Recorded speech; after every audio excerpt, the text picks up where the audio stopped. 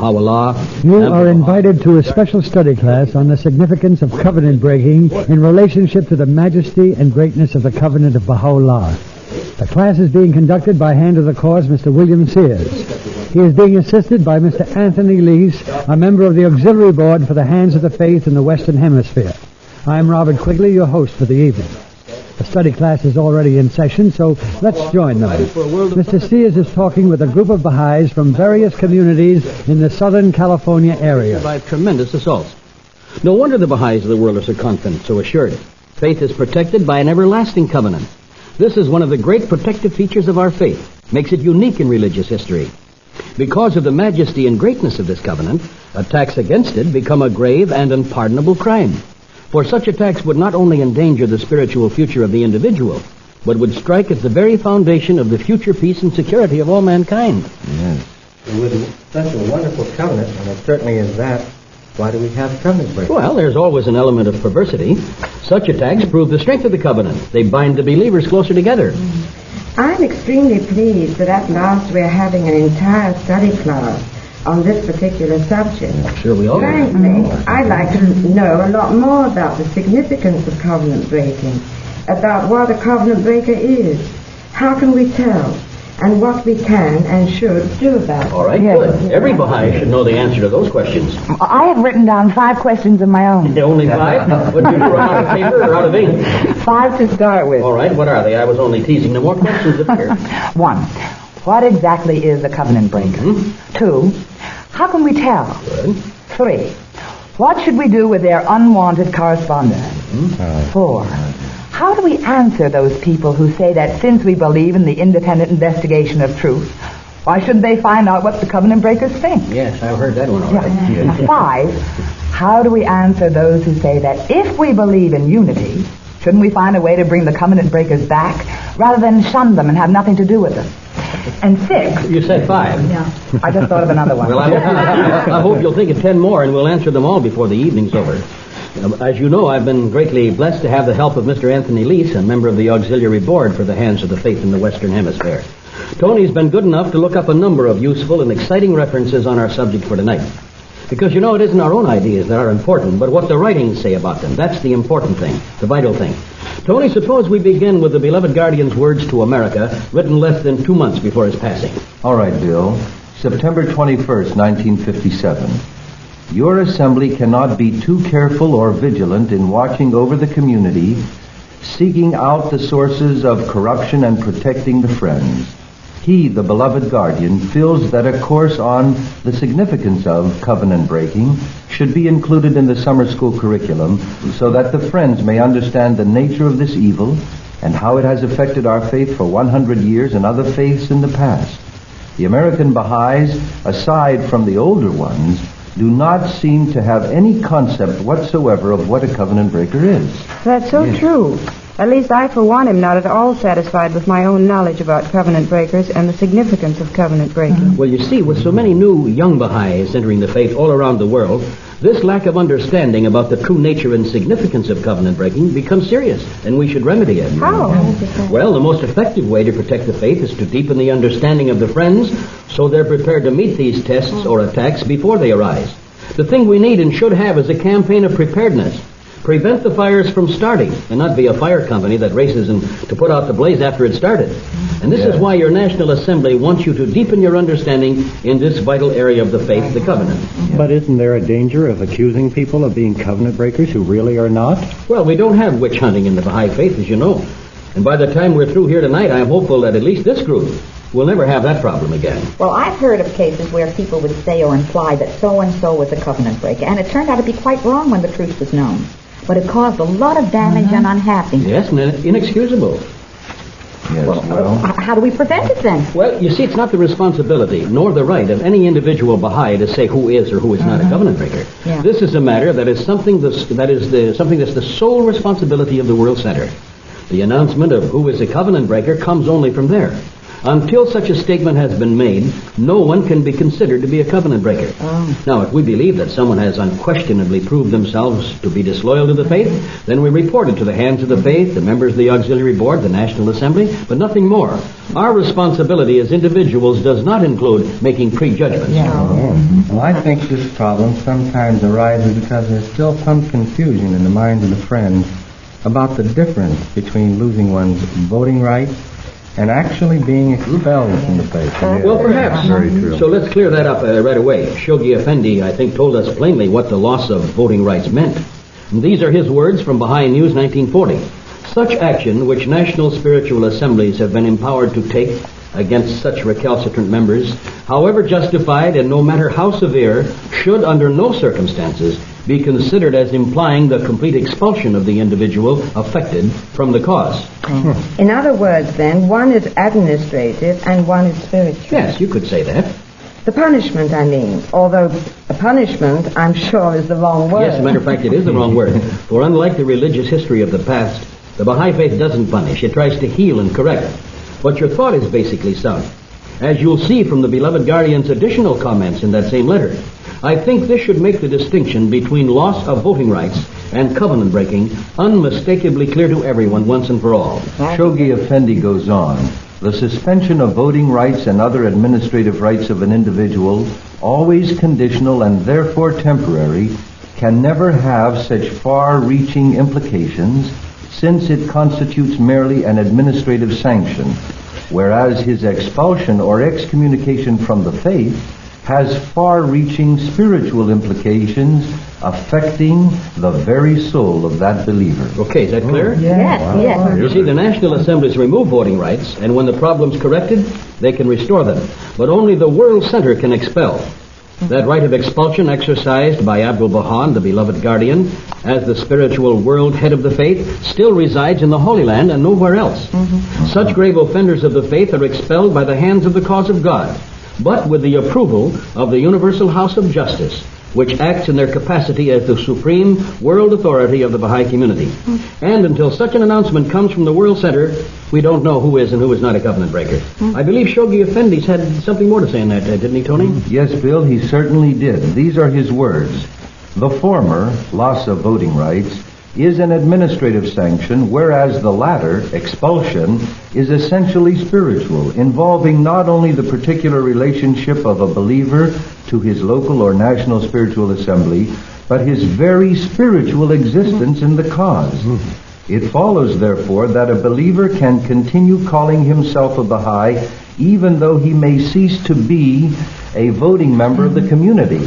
But in case he is excluded from the body of the cause, he ceases to be a believer and cannot possibly identify himself even nominally with the faith. Unquote. Does that clear up the difference between losing your voting rights and being Certainly expelled? does. Yes, that's very plain. You know, we're shepherds of the flock. We must do everything we can to protect the lamb from the wolf. And we mustn't let small dissatisfactions grow into more serious trouble.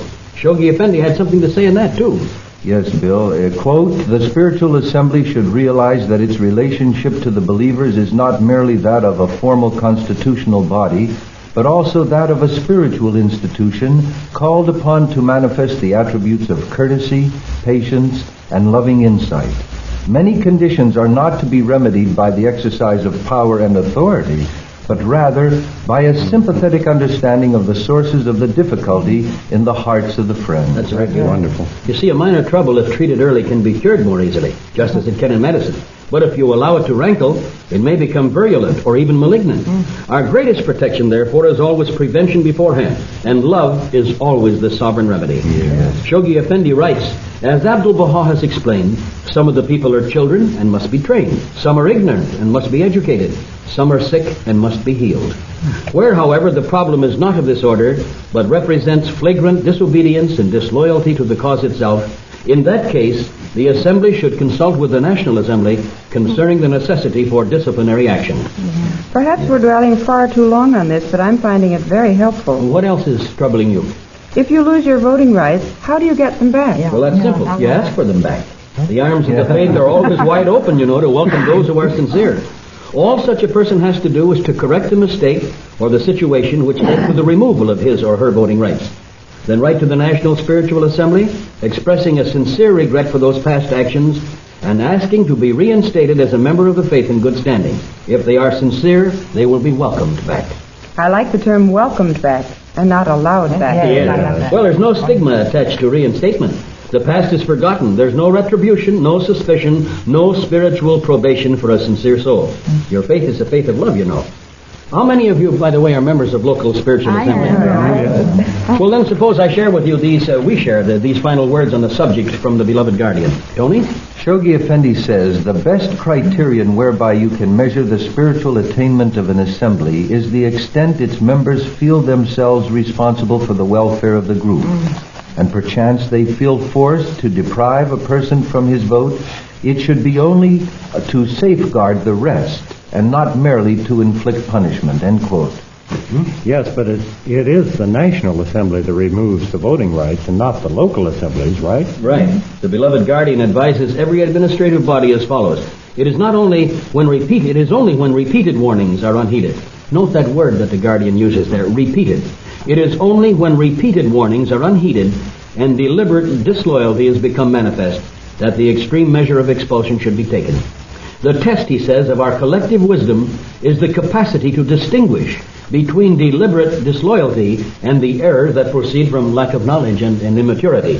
Well, just one more question, and then I promise I'm finished on this subject. No, please, the night is yours. I mean, the very most we can ever hope to do in one evening is stimulate interest. The real answers are in the writings. The friend should turn to them, study them, meditate on them. What is the question? Well, you mentioned the grave sanctions that are imposed upon one who loses his voting rights. What are these sanctions? Well, they've been shared with us in several places. Tony, what are the exact words of the guardian's instruction? They're these, Bill. Quote, regarding the matter of believers who have been deprived of their voting rights, he says, just as no one should ever be deprived of his voting right lightly, it should likewise be realized that to be deprived of it is a grave matter, involving heavy penalties spiritually. People who have been so deprived should not be permitted to attend any meetings involving the administration of the cause, such as an election or a 19-day feast. They can attend the 9 holy days, however. They should not be married by Baha'i law. No money should be accepted from them. They should not be given credentials which imply a member of the community in good standing. Well, is that clear? I think that's clear. But they're not covenant breakers, and we do not shun them. No, they are not, and we do not. I would like to get back to the significance of covenant breaking. So would I. Okay, fair enough. What's the first question? Well, why is it so dangerous for believers not to understand the significance of covenant breaking? Well, aren't we protected by the fact that we are Baha'i? Well, the problem is this. The warm, open-hearted, loving, hospitable nature of the Baha'is, particularly the new enthusiastic young believers, when coupled with inexperience, leaves them vulnerable and open to a very real danger, both to themselves and to the faith they love. In what special way? Well, suppose suddenly they find themselves confronted by a sly, ruthless, and deadly enemy whose sole purpose in being sweet and friendly and honey-tongued is to mislead them and dampen their enthusiasm. What can they do? How can they tell whether such a person is sincere or not? Well, if these people are known covenant breakers, we of course avoid them entirely. If we don't know, then we have to be alert. And when we detect anything that sounds like an attack, however subtly and lovingly phrased, then we know and we're alert. Dear friends, you know when a spy enters a country, such as ours, for the purpose of causing confusion and disloyalty among the citizens, he doesn't come as an enemy saying, I hate your country. He comes posing as a friend. But if you're awake and alert, you soon detect his subtle manipulation of ideas. Now, this is exactly how the covenant breakers work. They are, in fact, spiritual spies who are committed to the destruction of the faith. Could you give us a concrete example? Yes, I'll give you one from my own experience. I was in Europe. A stranger approached me. It was so sincere that it was insincere, smarmy and over-solicitous. My antenna went up right away. He praised the greatness of the cause and the beloved guardian. Then he smiled at me and he said, isn't it a pity, though, that the Universal House of Justice doesn't have the presence of the beloved guardian so that the Baha'is could be assured of their infallibility? I just looked at him. He said, what's your reaction? I said, can I see your credentials? Well, you see, now, supposing that happens to a new believer who may not yet understand the infallibility of the Universal House of Justice upon all things not recorded in the book was given to them by Baha'u'llah himself. This infallibility does not depend upon the presence of the beloved guardian among them. They each, house of justice and guardian, were given a special and distinct infallibility. But the covenant breakers like to try and twist things to cause doubts. If we know the covenant and the teachings, then they can't. Once a believer courageously challenges such attacks, the covenant breaker shows his true colors. He exposes himself as an enemy of the faith, so we shun him immediately, for his very breath is poison, spiritual poison. But, Bill, that seems like such strong language. I know it's true, but sometimes the new believers are confused by the very force of these statements about covenant breakers. Well, beloved friends, fasten your seatbelt, because that's a very mild type of language compared to what you're going to hear before this night is over. Let's take our own country again. When a nation captures and convicts a spy, a traitor from among its own people, one who coldly and maliciously has tried to betray his own nation and people, what do they do about it? Well, if he's guilty, they put him to death. Right, shot at sunrise, as they say. He loses his life for his treason. Now, that is a form of political covenant breaking. No punishment is considered too severe. No nation will tolerate it. Imagine, then, when that treason and betrayal are directed against the messenger of God for all mankind. Not one nation, but all humanity. This covenant breaker attacks not the body, a temporary physical thing. He attacks the person's soul, an eternal and divine thing. He doesn't attack an assembly. He attacks the world order of Baha'u'llah, the divine framework which is the very pattern and hope for the future society of all men. These covenant breakers, you see, are enemies who try to undermine the faith and the administrative order of the promised one of all religions, the sole redeemer of mankind, the one who has resurrected those who were spiritually dead as promised by Christ. And they want to send them back to their spiritual tombs of death. They want to undermine the faith and the hope of innocent souls and destroy their belief. They want to poison and put out those lights which they can't stand. They're like bats of darkness who hate the light. They destroy your belief, corrupt your sweet hopes, and extinguish that everlasting creation of God, the human spirit, if they could. Now do you begin to see why the Baha'i community must be protected against them, and why the language is so strong? Why we try to rescue them themselves from that dread disease before they are lost forever. Our writings tell us that the faith of Baha'u'llah is the one message that can extricate humanity from the morass into which it is sinking. That it's the sole refuge for a tottering civilization. That it is the salvation of society. That the future peace, security, and happiness of all men depend upon it. Well, do we dare then to let anyone threaten this God-given structure? No. The pity is, dear friends, that we're just awakening to the vital importance of this grave responsibility. Yes. And there's no crime to compare with it, none. We have to act and not be wishy-washy.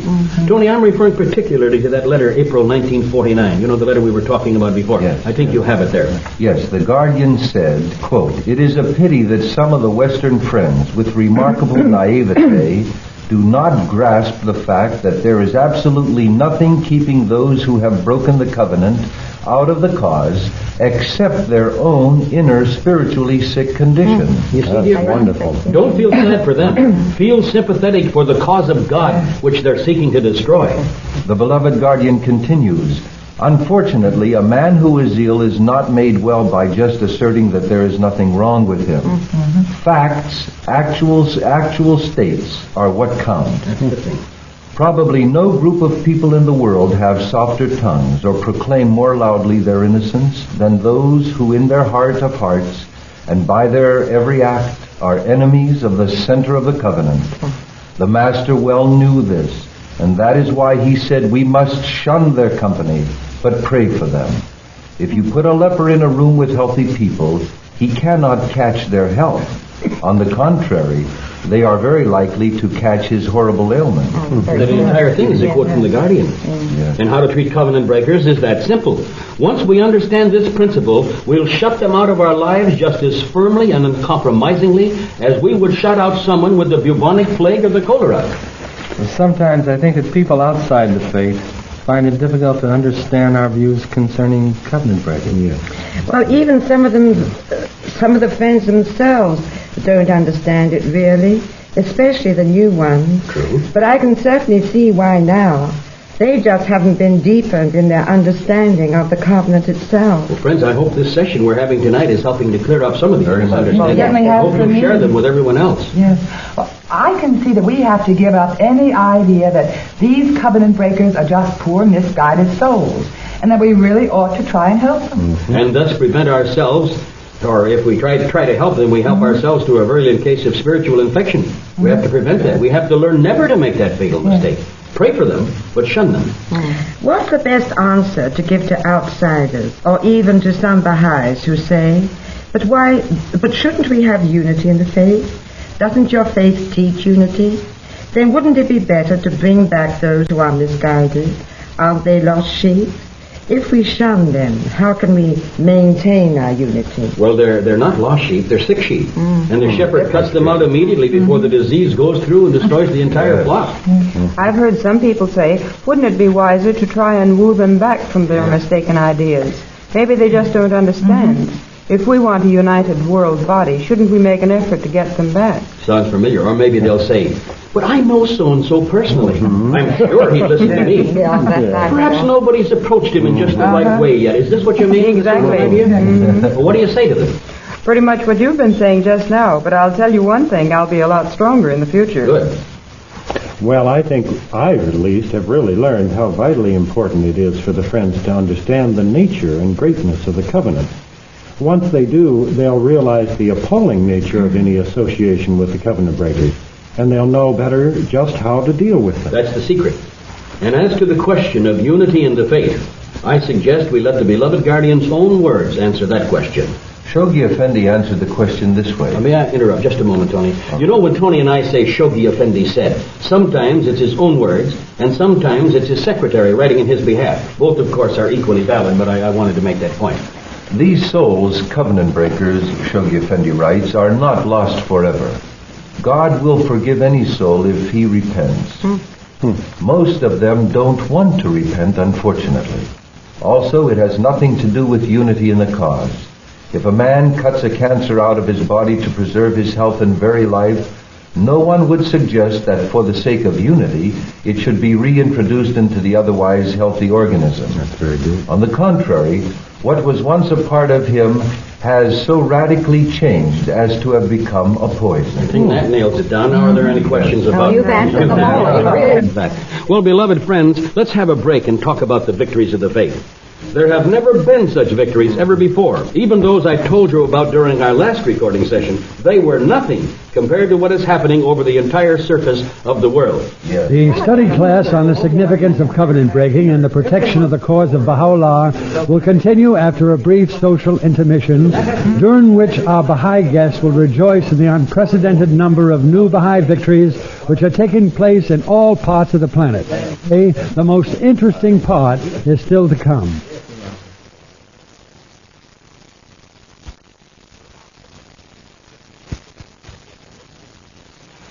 Our study class continues. It is being conducted by Hand of the Cause William Sears, assisted by Mr. Anthony Lease, a member of the Auxiliary Board for the Hands of the Faith in the Western Hemisphere.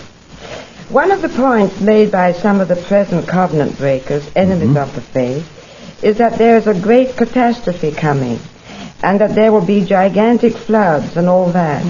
When we hear such stories, sometimes repeated by the believers, what should we do? Don't build an ark. I like that. That's funny. Yeah, there won't be a flood or a catastrophe. I don't know a thing about it, and neither does anyone else. Those who have set specific dates have always been disappointed, and their followers disillusioned. Our job is to carry on the work of the 9-year plan. Yes. That we can do. The real catastrophe, obviously, is a spiritual catastrophe. To think that we, the American Baha'is, have been given this world redemptive teaching mission, and we still get ourselves sidetracked with these unimportant things over which we have no control. Yes, but catastrophes have been mentioned in the writing. Well, of course there's going to be an apocalyptic upheaval sometime. That's not our Baha'i teaching. That goes back as far as Isaiah, Daniel, Joel, Ezekiel, Jeremiah, and Christ. It didn't originate with Baha'u'llah or the Master or Shoghi Effendi. And even Christ himself said that only the Father knew the time. In the Baha'i News of April 1950, Shoghi Effendi tried to get the friends to direct their efforts to teaching and not to lay undue emphasis on such things as catastrophes. He wrote as follows, I'm quoting, "We have no indication of exactly what nature the apocalyptic upheaval might be. It might be another war. But as students of our Baha'i writings, it is clear that the longer the divine physician, that is Baha'u'llah, is withheld from healing the ills of the world, the more severe will be the crisis, and the more terrible the sufferings of the patient. That's right. End quote. So you see, it's clear that our job is to teach and to teach and to teach, and do all we can to bring Baha'u'llah's healing message to the world, and not get sidetracked on those things that are in God's hands and not ours. If we don't do that, then that is the real catastrophe. Yes. I think if we were firm in the covenant and clearly understood the covenant, we wouldn't be confused by such things. Very true. Well, let's try to stick to our subject from now on. Okay, I'm all for that. I think that'd be fine. Where do we begin? Well, I suggest the book, The Baha'i World Faith, and also the compilation on covenant breaking, which you'll find in the old World Order magazines. Go back and dig in those, study them. They offer more than enough material for a complete summer school course on the significance of covenant breaking. Baha'u'llah himself warned, and you'll find it in those pages, and these are his words, that the company of the wicked covenant breakers changeth the light of life into the fire of remorse. So you see, from the founder of our faith himself, we received these warnings. Warnings which the Master and the beloved guardian urged us to obey and to apply without exception. Or did the instruction to shun the covenant breakers come from Baha'u'llah also? Baha'u'llah used even stronger language than shun. He said, no one should go near them. These are his words. No one should go near them, because their breath is like the poison that kills instantly. Baha'u'llah, as well as the Master, warned the Baha'is not to be deceived because these enemies appear to be outwardly friendly. Baha'u'llah declared, quote, if you detect in any man the least perceptible breath of violation, shun him and keep away from him. Baha'u'llah forbade all association with the violators immediately for our own protection. Avoid such enemies, Baha'u'llah instructed, even though he may appear in the garb of piety. That's pretty nice. I think it's helpful to hear those words of Baha'u'llah. Quite a number of the friends think that all these prohibitions against covenant breakers is something of fairly recent origin. Yes, I know they do. But the truth is that covenant breaking is as old as the history of religion itself. In our day, the day of the Baha'i Faith, for the first time, the founders of a religion left a written covenant as an historical document. And they also left written instructions to those who would safeguard and protect that covenant. The covenant was unprecedented. Its protection must be unprecedented. The Master, Abdul-Baha, was particularly forceful in his instructions on this matter to those of us who live in the West, because this is the cradle of the administrative order. In his will and testament, which is the charter of this administrative order, Abdul-Baha warned us in these words. Tony? For so grievous is the conduct and behavior of this false people, the Master writes, that they are become even as an axe striking at the very root of the blessed tree. Imagine. Should they be suffered to continue, they would in but a few days' time exterminate the cause of God, His Word, and themselves. Well, that's why the Master took such strong, direct action against them like that. Once we know there is violation, there can be no debating about the matter. Should we do this? Should we do that? Before another drop of the poison spreads, they're cut off completely. It is really an assault on the faith itself, isn't it? With the clear intention of overthrowing. It is indeed. But because of the wisdom of the central figures of our faith, and because of the very instructions we're discussing and sharing here tonight, all of these attacks of the enemy have been repulsed and frustrated. Way back in 1921, the Master warned those Baha'is in America exactly what was happening. In America in these days, the Master wrote, severe winds have surrounded the lamp of the covenant, hoping that this brilliant light may be extinguished and this tree of life may be uprooted. Certain weak, capricious, malicious, and ignorant souls have been shaken by the earthquake of hatred, of animosity, have striven to efface the divine covenant and testament. The earthquake of hatred. That's what the Master calls their affliction. What a term. Yes. And this is in his very last tablet to the American Baha'is. And there's more. Abdul-Baha says, quote, they have arisen against the center of the covenant, and every moment uttered a calumny. Every day they seek a pretext and secretly arouse doubts, so that the covenant of Baha'u'llah may be completely annihilated in America. Oh, friends of God, the Master wrote, be awake, be vigilant, be vigilant. And the early American believers were alert and vigilant to his instructions. And so the faith went from victory to victory as the power of these enemies weakened. But there aren't any more of those old warriors of the covenant left, are there? Well, you're right. You see, now an entire new generation of believers has arisen, and they have not shared the experience of those early Baha'is who had been so sharply aware of the meaning of covenant breaking, its significance, warned by the Master and the beloved guardian. We have all the essential instructions and all the authentic texts in our hands, but we become so busy with our spiritual conquest of the planet and teaching that sometimes, unhappily, we forget the importance of this need for protection. That's true. Yes, the problem.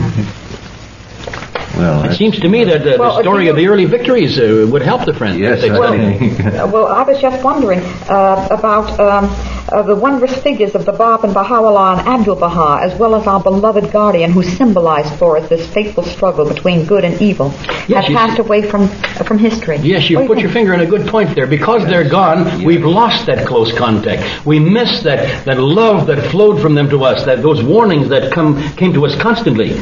It's very important that we have that. But this is why those of us who are living in this day are now called upon by our Supreme Universal House of Justice to be just as alert. Abdul-Baha repeatedly warned the faithful friends to beware of the sweet and honeyed tongue, his words, of the covenant breakers. He entreated the friends to avoid all association with such an embodiment of hatred, even, and these are his words, even though he may quote all the heavenly utterances and cling to all the heavenly books. That's a terrible indictment, isn't it? What? Embodiment of hatred. Yes, it's dreadful, but you notice that Abdul-Baha doesn't say body of hatred. He says embodiment. It is the disease that is infectious and killing. We never hate the patient who has the rabies. We hate the disease. And if it is infectious like cholera, we isolate them at once and prevent all communications with them. This is the life-saving, spirit-saving, faith-protecting principle that we should have before us at all times. My limited experience has been that these covenant breakers are very insidious. They'll praise Abdu'l-Baha with such love that it takes quite some time before you're aware of the fact that he's belittling the beloved guardian. Yes, I see you catch on very quickly to their methods.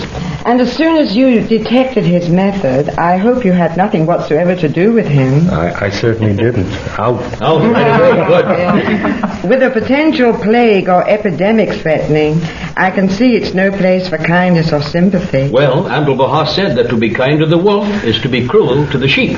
Well, that subtle method of attack has been the pattern of the covenant breakers since the earliest days of our blessed cause, hasn't it, Bill? Yes, it has. I mean, to quote voluminously from the sacred text or those parts of the text which they adjust to fit their own purpose. Oh, they're clever. Make no mistake about that. The covenant breakers quoted the Bab while they were trying to deny Baha'u'llah. They used the words of the Blessed Beauty while refusing to recognize Abdul-Baha. They perverted the words of Baha'u'llah and the Master both in attacking our beloved guardian.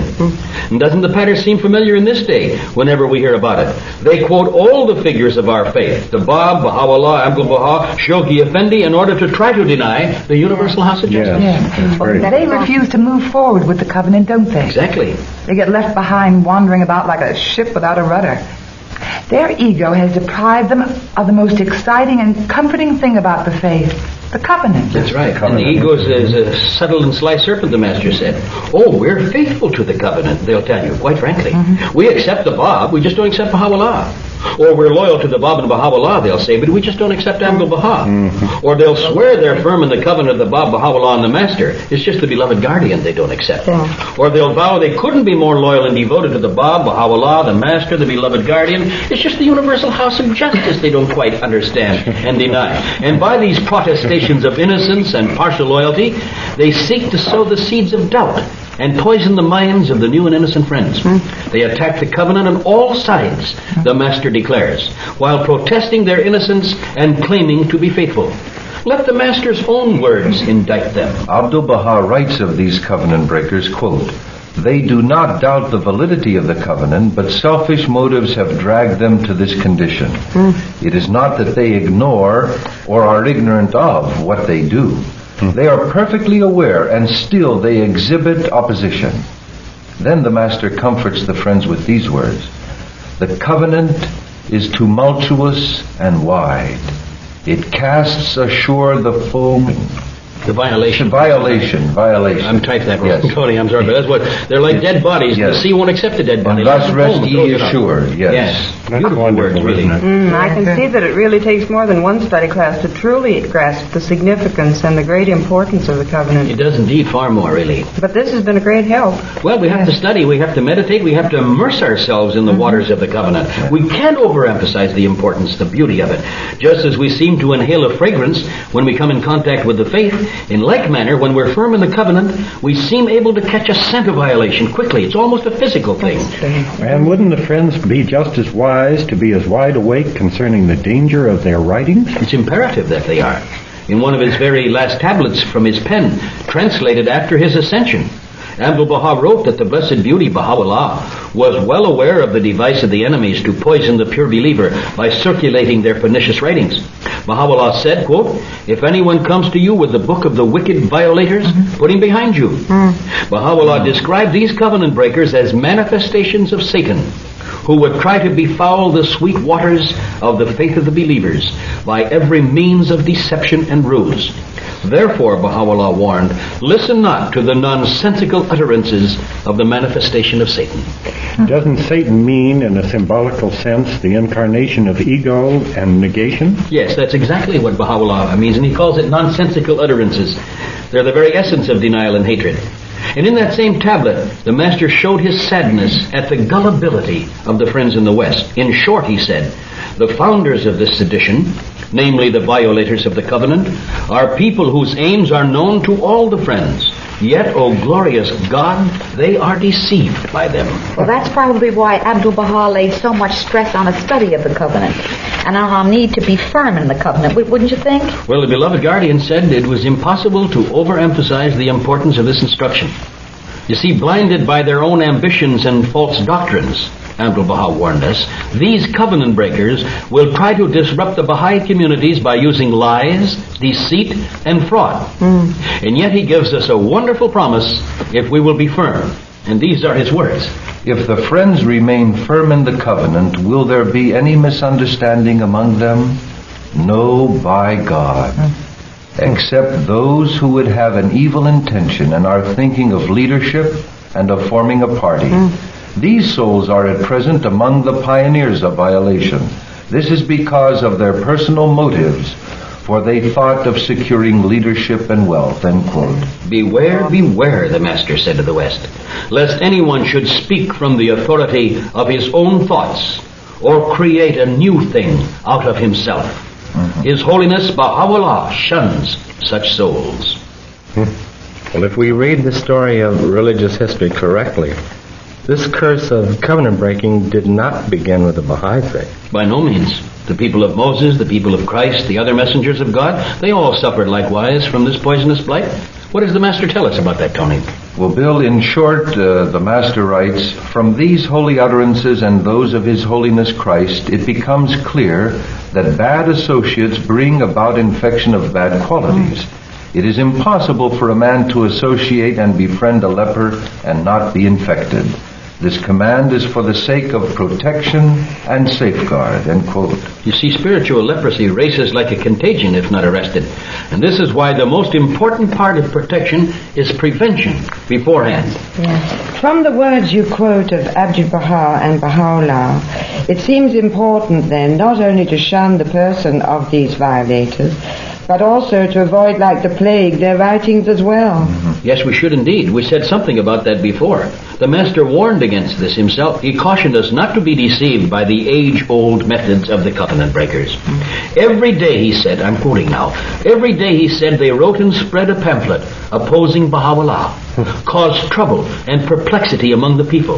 They inflicted the greatest injury and cruelty, yet they counted themselves firm in the covenant. Well, you know, one of my friends who was quite interested in the faith asked me if this avoiding the covenant breakers correspondence wasn't something like having a list of banned books and forbidden reading. No, not at all, really. You see, no soul is forced to do anything. We try to attract the heart, Baha'u'llah said, and not enforce the mind. And it's very important to understand that we're talking here about covenant breakers. Not those who oppose or attack the faith who are not Baha'is. We try to have contact with such people and help them understand that we're friends, not enemies. People of other religions and beliefs and shades of thought, however different, even opposed to ours, these we associate with love and fellowship. Covenant breakers are those who have accepted the faith, then denied it, and now rise up to try to undermine and destroy it. And even these, when the news of their defection is first heard of, even these are approached with love through the authority of the World Center. We take every step we can to save them, to make every effort to talk to them, to win them back, help them to understand. Only when they persist in their views, only then are they declared covenant breakers. No people in religious history have been so lovingly and patiently dealt with before they were shut off from the community. And then it was only for the protection of the friends and not a punishment. It was to preserve the wholesome purity and security of our wonderful faith. Every hour, the Master says, and I'm quoting him, they contrive new intrigues and fraud and bring forth new calumny. Notwithstanding this great oppression, they call themselves oppressed. They appear as sheep, and in reality are as ferocious wolves. They exercise every sort of oppression, endeavor to destroy the foundation of the covenant, and claim to be Baha'is. Exactly. Well, now that's very true, but what about this frequent complaint of those souls who say they only want to see what the covenant breakers are writing, or they only want to talk with them in order to get their viewpoint?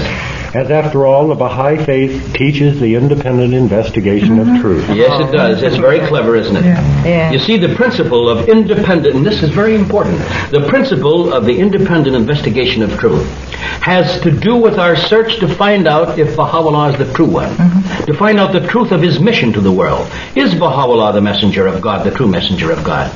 Is the Baha'i Faith the truth? Now, in this search, we must not be influenced by anything. No one, family, friends, background, but only by our own mind, our own heart, and our own spirit. Then once that we have accepted Baha'u'llah, we believe him to be the messenger of God, then our search is ended. For we also accept his writings and his teachings. And you see, it is Baha'u'llah himself in his writings that has instructed us to avoid and to shun and have no contact with these violators of the covenant. You see, they're not people who are trying to find the truth. They're people who have found the truth and have renounced it and now are attacking it. Yes. Look at it this way. Yeah. If we accept without question the report of a finest doctor, we want to find the best doctor in the world. We search and search until we find one we're absolutely convinced is the most supreme. And he has his own clinic that can solve all the problems of medicine. Now, if this doctor tells us that the disease that certain people are afflicted with is a dread, malignant disease, infectious, that can kill us, then we don't, on the pretext of independent investigation of truth, say, well, if you don't mind, I think I'll go into the isolation ward and talk with him because I want independently to find this out. We don't ignore the doctor's advice and the warning and make contact with these infected people and associate with them. If we do, we're stricken with the same disease. It can't help but happen. Our independent investigation of truth to find a doctor we could rely on becomes meaningless. This excuse has nothing to do with the truth. It's the independent investigation of falsehood, not truth. This is wonderful. You know, I must have needed this session because really I've been so enriched by this, Bill. It's been wonderful. It certainly has. Well, I'm very grateful. I appreciate it.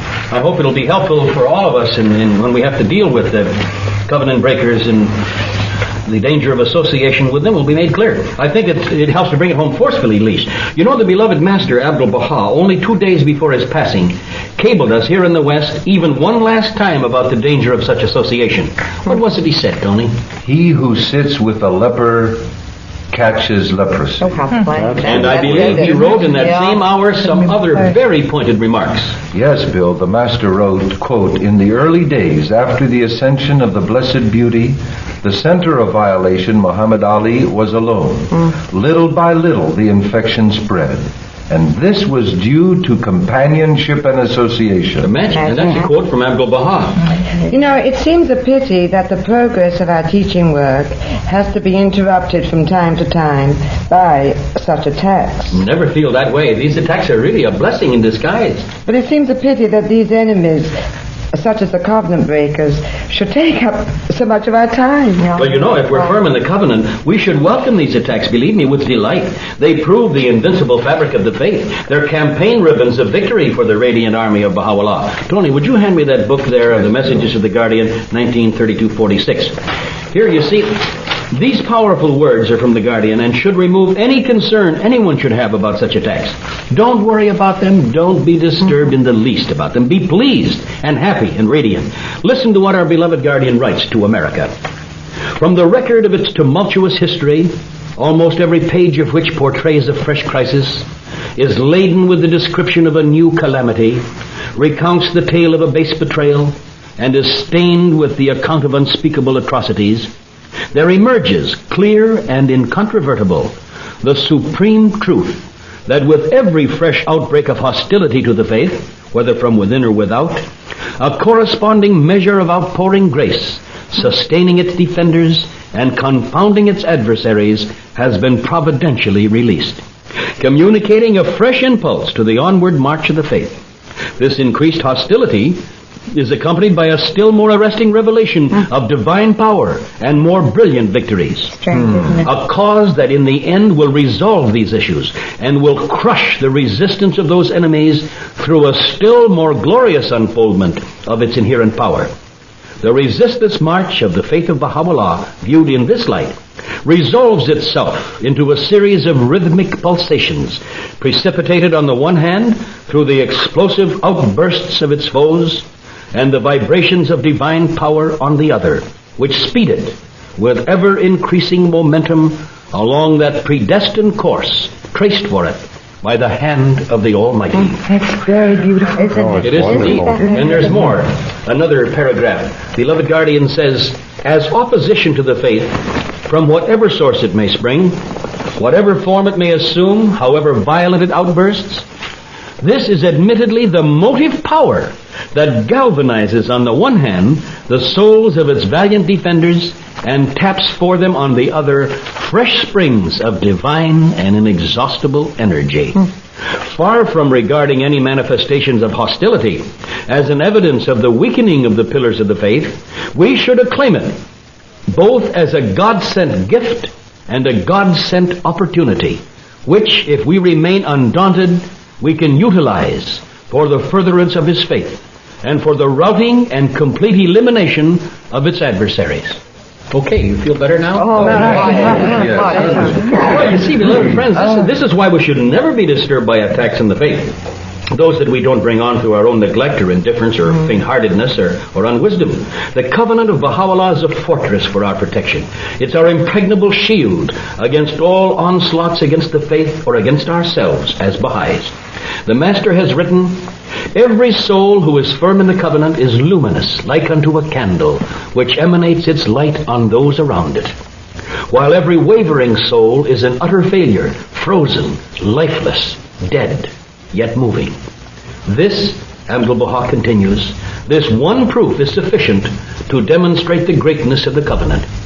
Today, he writes in another place, every wise, vigilant, and foresighted person is awakened, and unto him are unveiled the mysteries that nothing save the power of the covenant is able to stir and move the hearts of humanity. Beautiful. What a wonderful study class this has been, Bill. But you know, we haven't had a chance yet to introduce our guests, president of the study class tonight. I suggest we do it right now. All right, let's go around from right to left. Rowena? Rowena Burak, Los Angeles. Joseph McCormack, Sierra Madre. Marguerite Sears, Palm Springs. I thought I recognized Keith Quigley, Beverly Hills. Sylvine Hathany, Los Angeles. Gene Johnson, Culver Judicial District. Tony Lees, Los Angeles, California. William Sears, Palm Springs. Robert Quigley, Beverly Hills. Well, you know what lucky people we are, beloved friends. Tell me, where are the victories of the covenant breakers for the past 121 years? Where are the hearts of humanity they've stirred and led to Baha'u'llah? Where are their temples, their schools, their masses of believers? Where are their centers like a blanket around the world? Where's the evidence of any sign of power from these past and present enemies? Yet every one of you, of us, the loyal followers of Baha'u'llah, has only to gaze in any direction to witness the never-before-equaled victories of his precious faith. Magnificent shrines, beautiful houses of worship built in each continent, national assemblies representing over 260 countries, territories, and islands, 21,000 centers or more girdling the globe, an astonishing and unparalleled increase in the number of new believers among all classes and segments of society, among the Pygmies, the Aborigines, the Maori, the Eskimo, the Islander, from Muslim, Hindu, Buddha, Zoroastrian, pagan, agnostic, and atheistic background, among the black, the yellow, the white, the brown, and the red races, professors and ditch diggers, scholars and laborers, scientists and housewives, a true cross-section of humanity. Yes. The world has never before witnessed such a wave of earth-circling love as in the rise of the world order of Baha'u'llah. Mankind has never before in history witnessed such a flood of teaching victories among such a variety of peoples, unique and peerless. The spiritual conquest of the planet, beloved friends, is truly underway, and through the power of the covenant of Baha'u'llah. It's bringing new life to a dead world, a promise of future peace, security, and happiness for all our fellow men. May we share with you these words in closing our study class. There is a power in this cause, a mysterious power, far, far, far above the ken of men and angels. That invisible power is the cause of all these outward activities. It moves the hearts. It rends the mountains. It administers the complicated affairs of the cause. It inspires the friends. It dashes into 1,000 pieces all the forces of opposition. Those words are from the beloved Master, as are these. Now make an effort, the Master writes, and with all your heart and might, enkindle the fire of the love of the covenant. For in this day, the moving power throughout the whole world is the power of the covenant. It is the artery pulsating in the body of the world. Therefore, breathe the spirit of the covenant and testament as much as ye can into the hearts, so that the souls may progress day by day and obtain a new exhilaration. You have been attending a study class on the significance of covenant breaking and its relationship to the greatness and majesty of the covenant of Baha'u'llah. It has been conducted by hand of the cause Mr. William Sears. He was assisted by Mr. Anthony Lease, a member of the Auxiliary Board for the Hands of the Faith in the Western Hemisphere. We hope you'll join us for another study class in the near future. Thanks for listening. If you'd like to listen to more content on the Oneness Movement, be sure to subscribe and leave a comment. See you next time.